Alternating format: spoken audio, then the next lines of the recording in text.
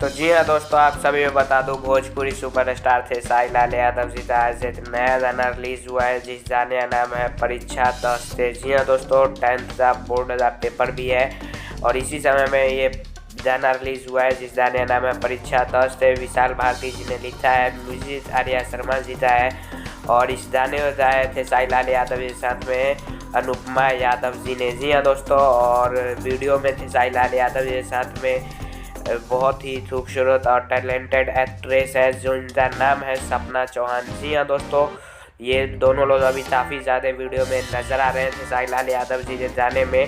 और आप लोगों को बता दूं कि ये गाना काफ़ी ज़्यादा बजने वाला है। जी हाँ दोस्तों, अभी बैक टू बैक 2-3 गाने थे साई लाल यादव जी के पढ़ाई से रिलेटेड आए हैं जो कि 2 गाने एवरेज रहे हैं, लेकिन ये गाना रील्स पर और यूट्यूब पर भी काफ़ी ज़्यादा बजेगा। जी हाँ दोस्तों, रील्स पर भी काफ़ी ज़्यादा ये वायरल होने वाला है, ये मैं आपको आज ही बता देता हूँ।